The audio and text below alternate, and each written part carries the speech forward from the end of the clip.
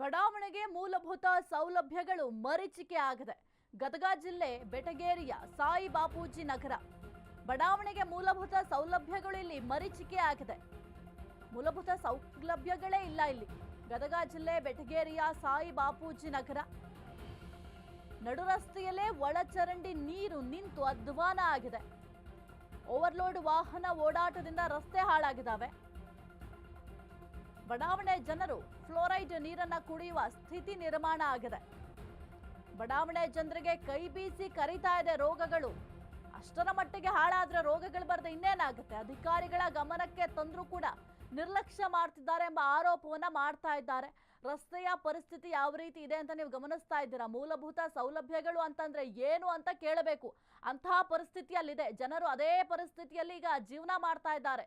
ಗದಗ ಜಿಲ್ಲೆಯ ಪರಿಸ್ಥಿತಿ ಇದು. ನಡು ರಸ್ತೆಯಲ್ಲಿ ಒಳಚರಂಡಿಯ ನೀರು ನಿಂತ್ಕೊಂಡು ಅಧ್ವಾನ ಆಗಿದೆ. ಆ ಒಂದು ಗಬ್ಬೆದ್ದು ನಾರ್ತಾ ಇರುವಂತ ಆ ಒಂದು ಸ್ಮೆಲ್ಲನ್ನು ತಗೊಂಡೇ ಅಲ್ಲಿ ಓಡಾಡಬೇಕು. ಬೇರೆ ಆಪ್ಷನ್ನೇ ಇಲ್ಲ. ಜನರಿಗೆ ಅಲ್ಲಿ ಬೇಕಾದಂಥ ಮೂಲಭೂತ ಸೌಕರ್ಯಗಳಿಲ್ಲ. ಕುಡಿಯೋ ನೀರಿನ ವ್ಯವಸ್ಥೆ ಇಲ್ಲ. ಜನರು ಒದ್ದಾಡ್ತಾ ಇದ್ದಾರೆ. ಹೋಗಿ ಅಧಿಕಾರಿಗಳಿಗೆ ಮನವಿಯನ್ನ ಮಾಡ್ಕೊಂಡ್ರೆ ಯಾರು ಕೂಡ ರೆಸ್ಪಾನ್ಸ್ ಮಾಡ್ತಾ ಇಲ್ಲ.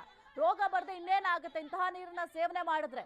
ಅಟ್ಲೀಸ್ಟ್ ಬೇಸಿಕ್ ಮೂಲಭೂತ ಸೌಲಭ್ಯಗಳೇ ಇಲ್ಲ ಅಂತಂದ್ರೆ ಜನರ ಪರಿಸ್ಥಿತಿ ಏನಾಗಬೇಕು? ಜನಪ್ರತಿನಿಧಿಗಳು ಅಷ್ಟೇ ಬಿಡಿ, ಓಟ್ ಕೇಳುವಾಗ ಮನೆ ಬಾಗ್ಲಿಗೆ ಬರ್ತಾರೆ, ಅಕ್ಕ ಓಟ್ ಹಾಕು, ಅಣ್ಣ ಓಟ್ ಹಾಕು ಅಂತಾರೆ. ಆಮೇಲೆ ನೀನು ಏನು ಬೇಕಾದ್ರೂ ಮಾಡ್ಕೋ ಅನ್ನೋ ಮನಸ್ಥಿತಿಯಲ್ಲಿ ನಮ್ಮ ಜನಪ್ರತಿನಿಧಿಗಳಿದ್ದಾರೆ. ಅಧಿಕಾರಿಗಳು ಕೂಡ ಯಾವುದೇ ರೀತಿಯ ರೆಸ್ಪಾನ್ಸ್ ಮಾಡ್ತಾ ಇಲ್ವಂತೆ.